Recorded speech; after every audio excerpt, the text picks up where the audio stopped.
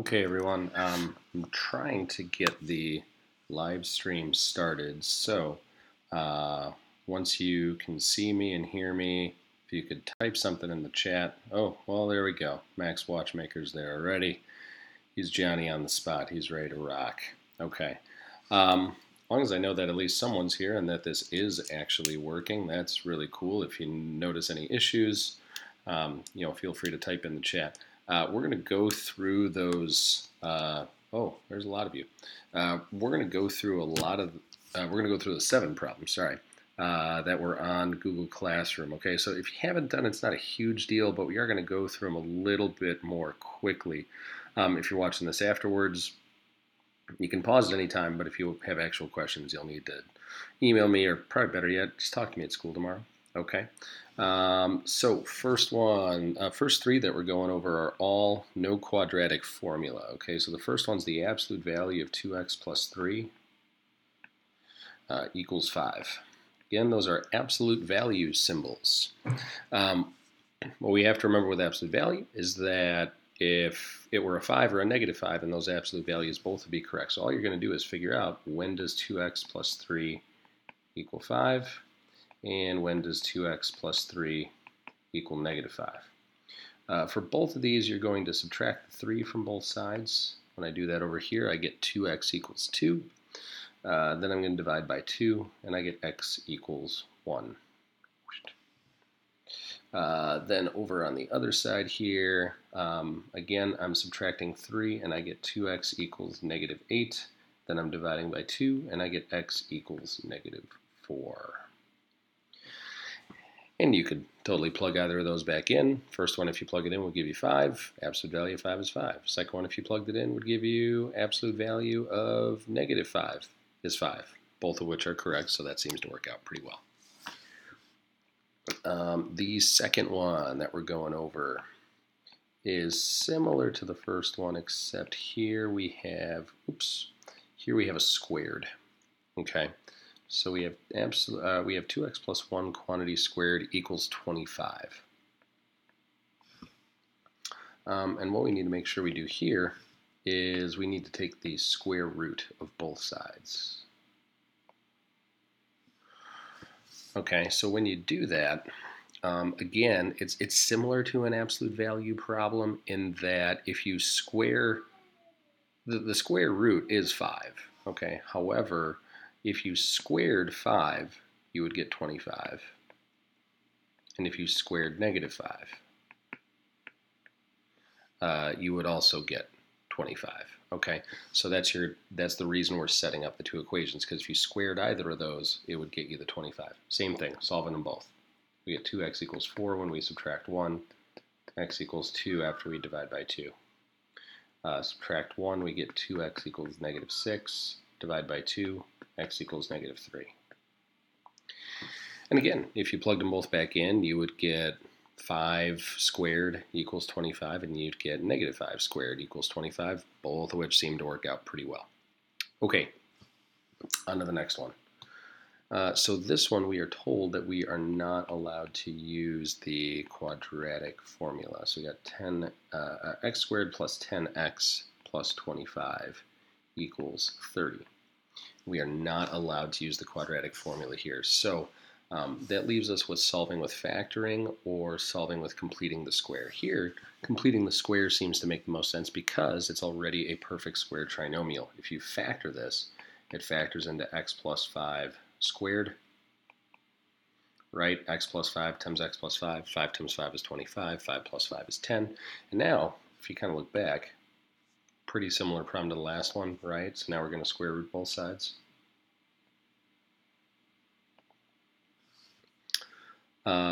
When you get to square root of 30, I would not recommend approximating this because you have a calculator, so let's make sure we're using it. Okay, so that's 5.48. And again, we also need negative 5.48.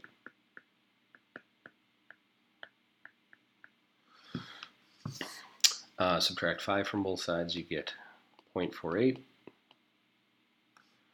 and you get negative 10.48. Cool. And again, if you plug those both in, you would end up getting pretty close to 30 equals 30. That's the one thing, I didn't talk about this a lot in class, so kudos to you if you're here. If you were to plug those back in for x, like if you were to do 0.48 squared plus 10 times 0.48 plus 25, you might not get exactly 30. You would probably get pretty darn close, but remember, it's okay that we're pretty darn close because we rounded. Okay. Next one explicitly says use the quadratic formula. Okay, so yeah, I got low battery. Hopefully will last. So 2x squared minus x minus 6 equals 0. Now, unfortunately, this one says use quadratic formula because this is actually a really easy one to do without, but we'll use the quadratic formula anyway. So our a is 2, our b is negative 1, and our c is negative 6. Okay, and we're able to define those right away because we have a quadratic and we're equal to 0. Okay, so then use the quadratic formula. Negative b is going to become positive 1 because of the negative 1. Negative 1 squared is 1 minus 4 times a times c all over 2a. Reminder, the plus or minus symbol isn't anything fancy. It just means you're actually physically doing it twice. If you do the math that is just under the square root, it looks like you get 24, 48. So it looks like we're going to get 49 under our square root. So we're going to get 1 plus or minus the square root of 49 over 4. Take the square root, that's 7. So 1 plus 7 over 4, and 1 minus 7 over 4. That's 2. And that becomes negative 6 over 4, which is the same thing as negative 3 over 2. So we get 2 and negative 3 halves. Yeah, I know I got low battery, leave me alone. Okay. Next one, we are supposed to do back with no quadratic formula. Now, this one's entirely your choice. However, the fact that it's equal to 0 means we should at least check to see if it's factorable, okay? Plus, there's that 5 in the middle. I don't like completing the squares with odds, when I can avoid it. So this one does factor. If we find two numbers that multiply to negative 6 and add to 5, we'd get negative 6 and positive 1. Multiply to negative 6 and add to negative 5. Sorry if I said that wrong. And then we're going to use the idea that when you multiply two things together and get 0, one of them has to be 0. So what we know is x minus 6 equaling 0 will make this true. X plus 1 equaling 0 will make this true.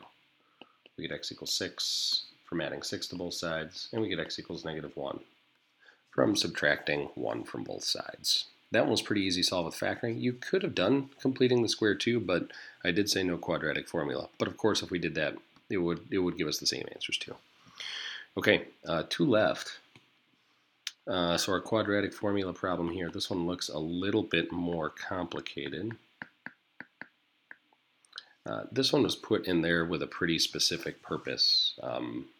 You should be thinking about what it is right now. Think about why might I put this one in there?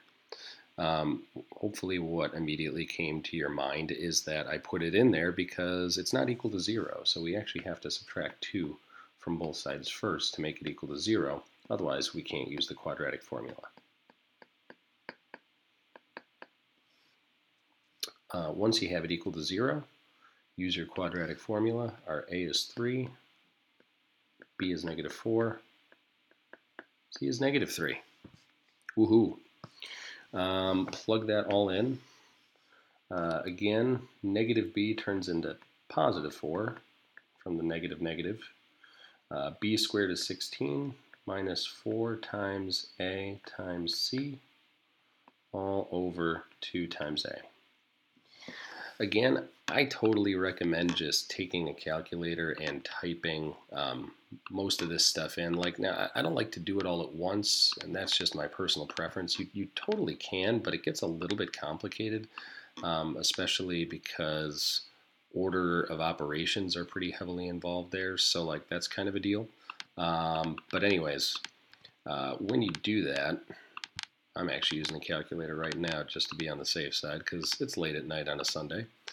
Looks like we get 52 underneath the square root. So 4 plus or minus the square root of 52 all over 6. The square root of 52 is going to be awfully close to 7, but a little bit bigger than that. So, yep, 7.21.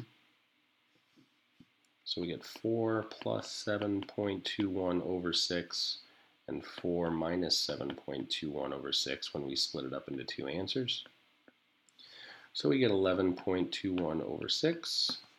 And, oof, looks like negative 3 point, no. Ugh, these are gross. Okay, let's do 11.21 divided by 6 first. Sorry, I forgot to finish that. Okay, and that gets us 1.87 if we're rounding just a little bit, which is okay here. So folks, even though you're dividing here, it's totally okay. It's totally okay for you to round here because you already rounded the number that you took the square root of. So it's okay to round at the end a little bit because this is an approximate answer anyway. In our other one, we get negative 3.21 over 6. That looks like it's going to be somewhere in the ballpark of a half. Yep, and it gets us negative 0.54. Whee. So those are fairly disgusting answers, but worked. That's okay. And, oh, Alex is dishing out advice. Do the discriminant in one operation in the calc. It is easier. Yeah, I would probably recommend definitely doing that. Like I don't do most of that math in the discriminant by hand. Now, whether or not you type the square root around it when you're doing the quadratic formula, that's entirely up to you. Okay. Marco asked, will discriminant be on the test? Well, number 7 explicitly says discriminant, so I'm guessing it is.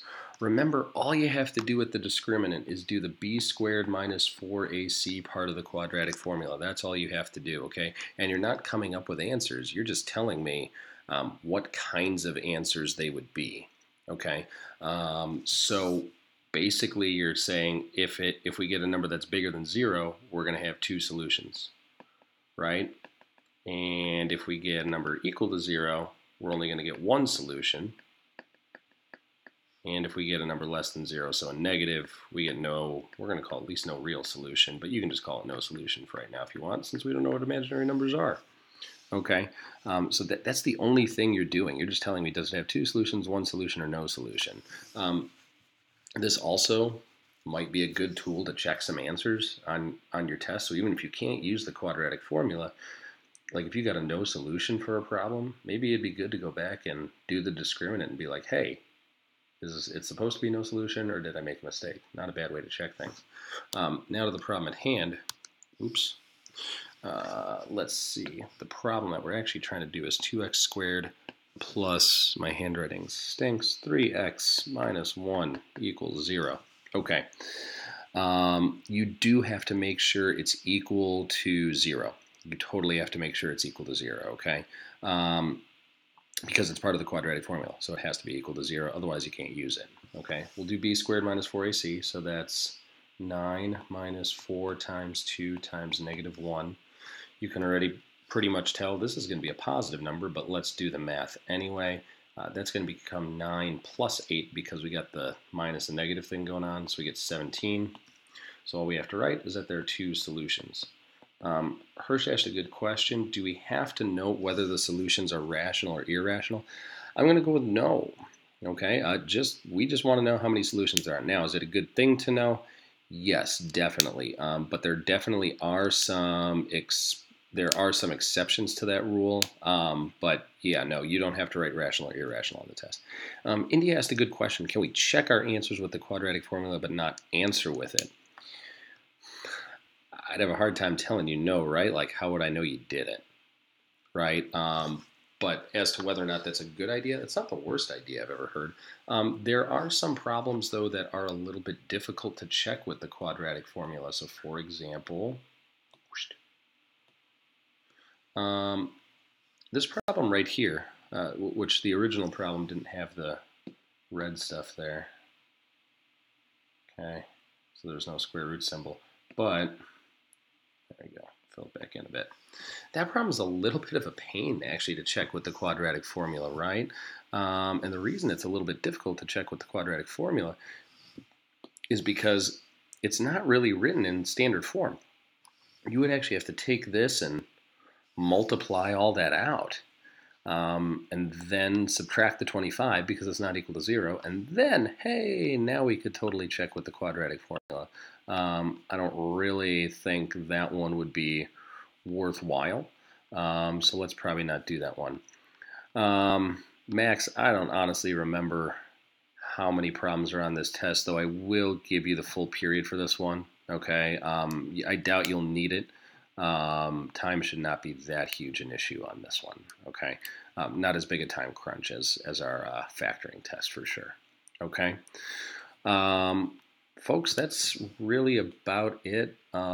Really helpful hints. Yeah, maybe using discriminant to check your answer might not be the worst idea in the world, but be careful if you're using discriminant to check problems that aren't equal to 0. Okay, so like for example, not that one. But this one, if you're checking this one with quadratic formula or with either quadratic formula or just rough checking with discriminant, you would need to subtract 30 from both sides, okay?